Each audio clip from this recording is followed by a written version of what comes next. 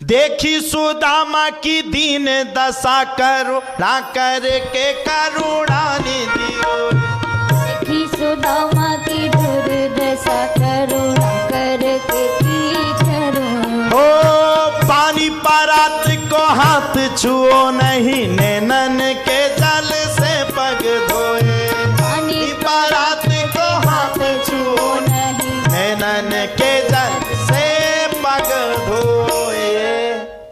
ये है भक्त होना है तो सुदामा जैसे बनो, भक्त बनना है तो सुदामा की तरह बनो। माई बाप, सुदामा ने भगवान के सामने जाने के बाद भी कुछ नहीं मंगाया।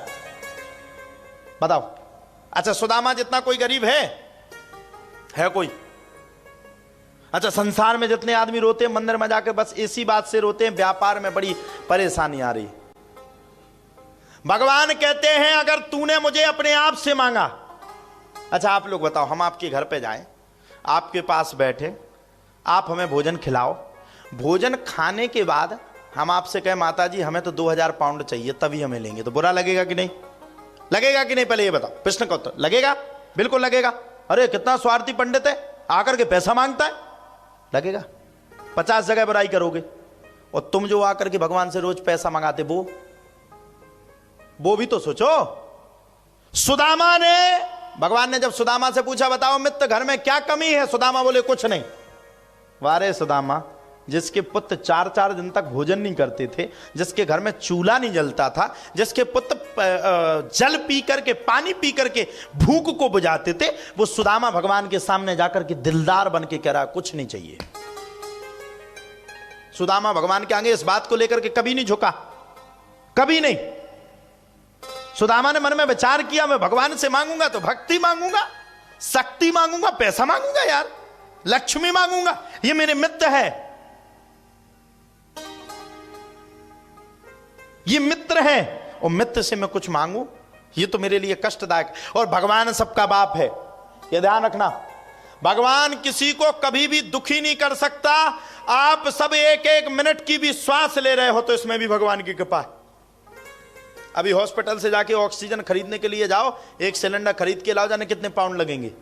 भगवान तो पूरे दिन तुम्हें ऑक्सीजन दे रहा है, फ्री में दे रहा है, सब कुछ दे रहा है, वो भगवान दे रहा है। अगर तुम पर दुख के पहाड़ भी है ना, तो कभी मंदिर में जाकर के भगवान से ये मत कहना मैं दुखी हूं, बस सामने बैठ करके ये कहना मैं बहुत बड़ा सुखी हूं।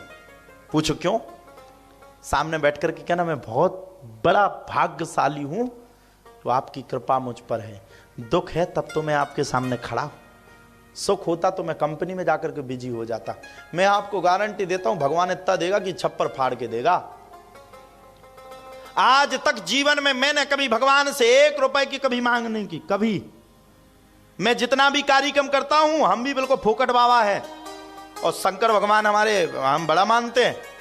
जितना भी काम करते हमने इतने यज्ञ किए, 3 यज्ञ किए, विश्वास मानो हमारी जेब में 1 रुपया नहीं, और कई करोड़ों रुपए खर्च हो जाते। लास्ट में दिन जब हिसाब होता तो कई करोड़ों का होता। आदमी पूछता कहां से आया, ना किसी ने दिया, कहां से आया? हमने कहा प्रभु की कृपा भयों सब काजू, जन्म हमार सफल बा आज। साहब करने वाला भगवान है, करवाने वाला नहीं। सुदामा को कितना दिया भगवान ने? सुदामा को पैदल चलाया भगवान ने। और कई लोग ये नाटक नौटंकी वाले टीवी पे क्या दिखाते हैं, सुदामा ने भीख मंगाई। भीख तो मंगाई, सुदामा ने जाकर के द्वारपालों के सामने रोया, द्वारपालों ने भगाया। अरे क्या कहते हो यार, शर्म करो। भगवान के दरवाजे में कभी संत महात्मा ऋषि मुनि तपस्वी, इनके लिए गेट 24 घंटे खुले हैं, 24 घंटे। इंग्लिश में क्या कहते? सुदामा को भगवान ने कुछ नहीं दिया। सुदामा को जब पहुंचाया तो भगवान ने पैदल पहुंचाया। बताओ भगवान कितनी परीक्षा लेते भक्त की। पैदल पहुंचा दिया।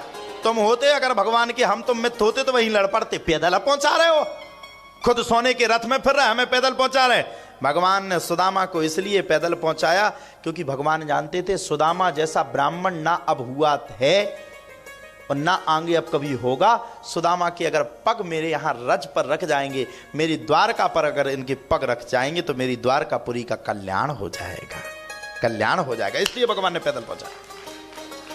तो ये है भक्तो भगवान की कथा, ये है रहस्य।